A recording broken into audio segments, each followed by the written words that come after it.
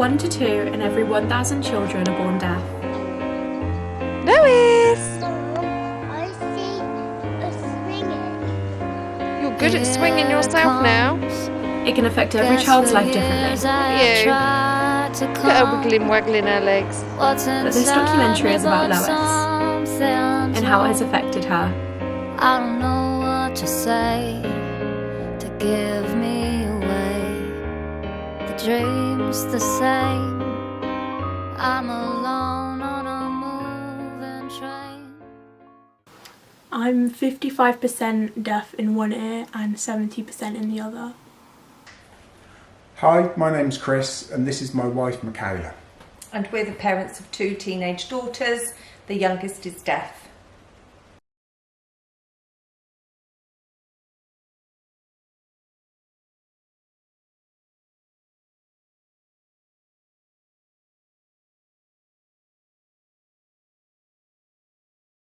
When I was 3, my little sister was born.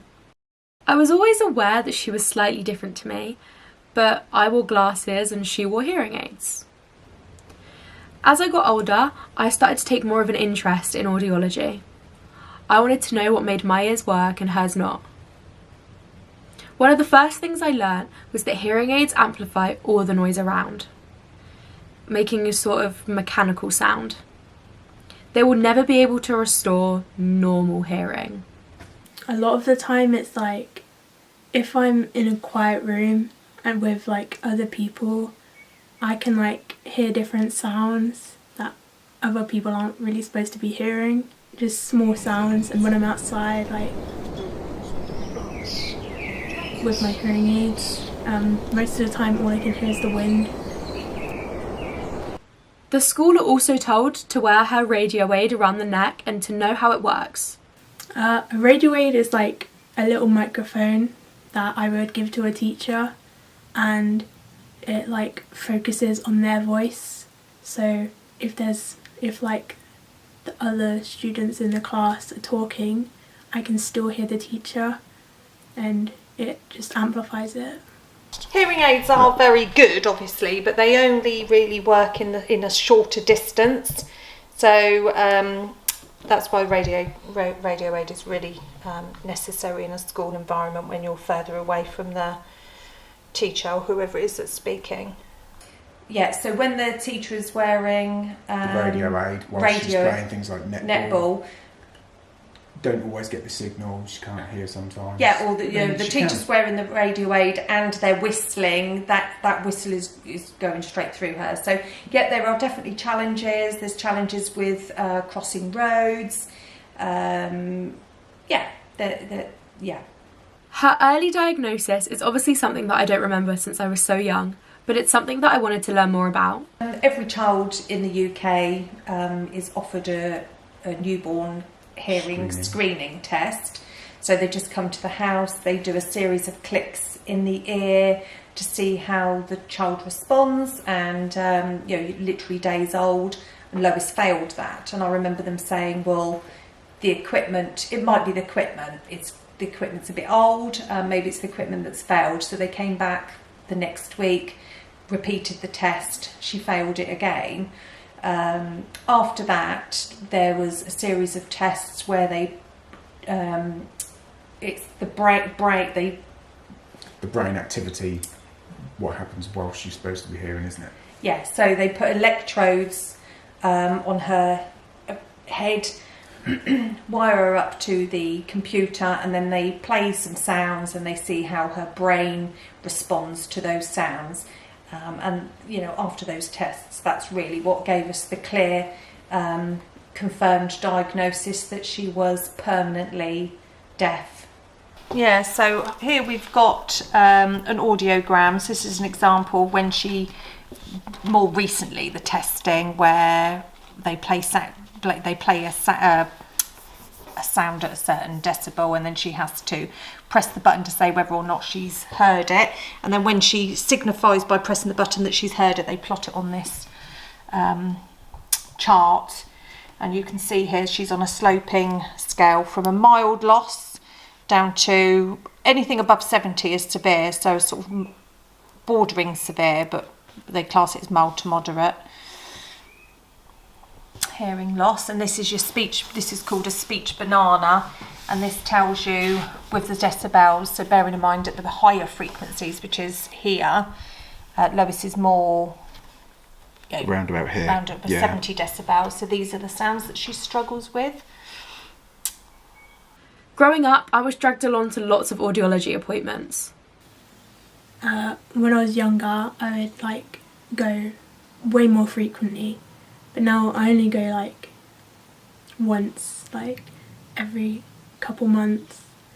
But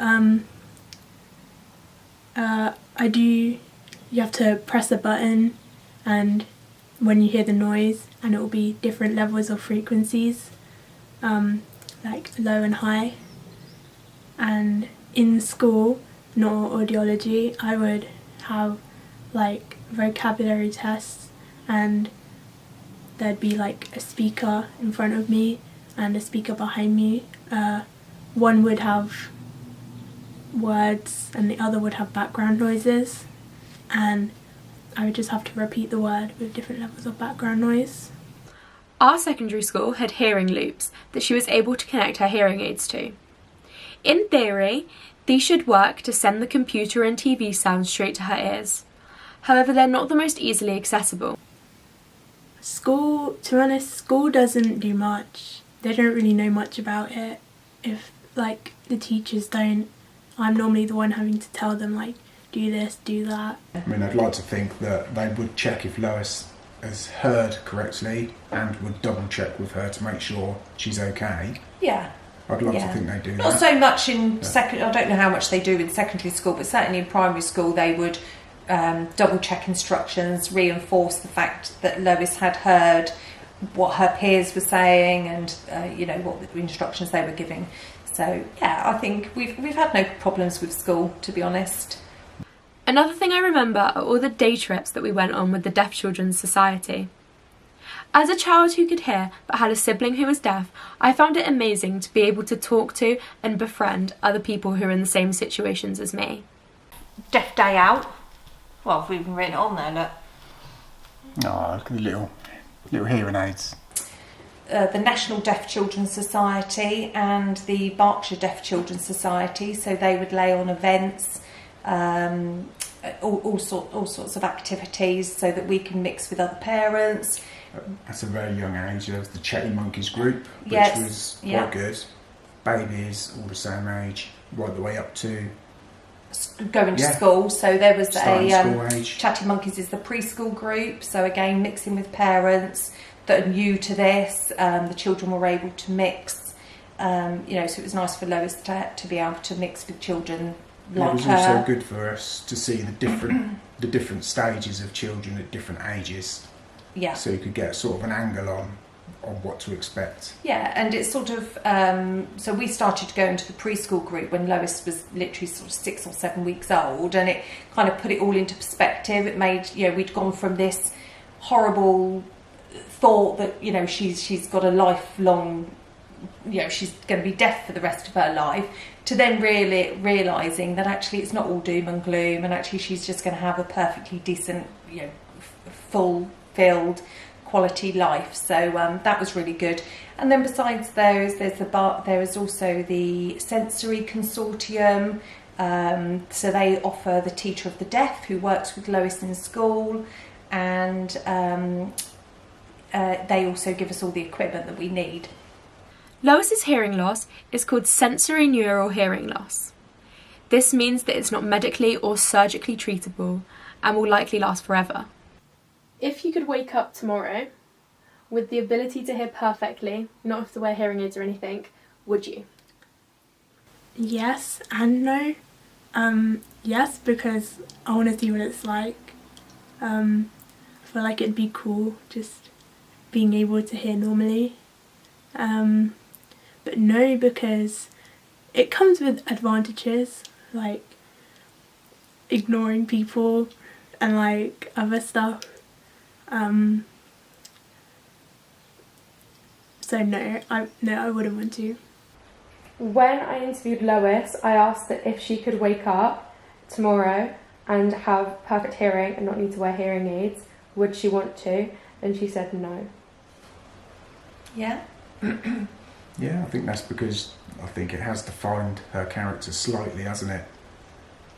Yeah, well, it's her, isn't it? It's something makes her a little bit more unique. And I'm not sure I would change it, to be honest. Yeah, perhaps it's a coping mechanism of her to say that.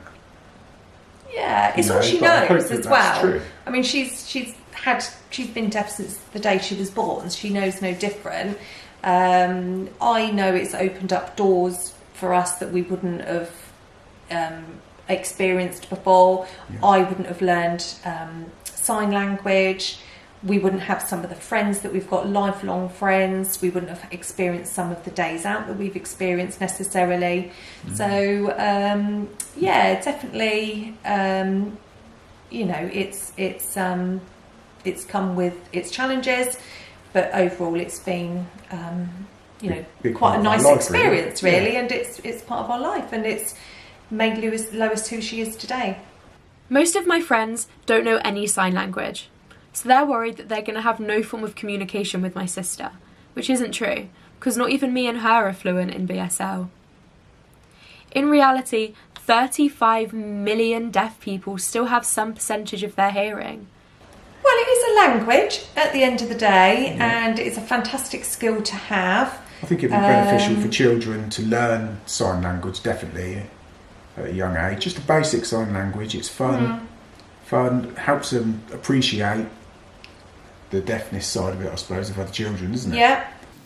They should know, like, something in their training should be, they should have something to do with radio aids, because although not many deaf people have radio aids, I do, and like barely any of my teachers like know how to use it, and it can get quite annoying when it comes to situations, but yeah, they need to know about it more.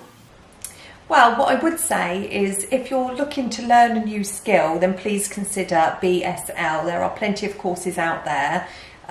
Some are free, others are very cheap to do. So yeah, why not learn a new skill and learn British Sign Language?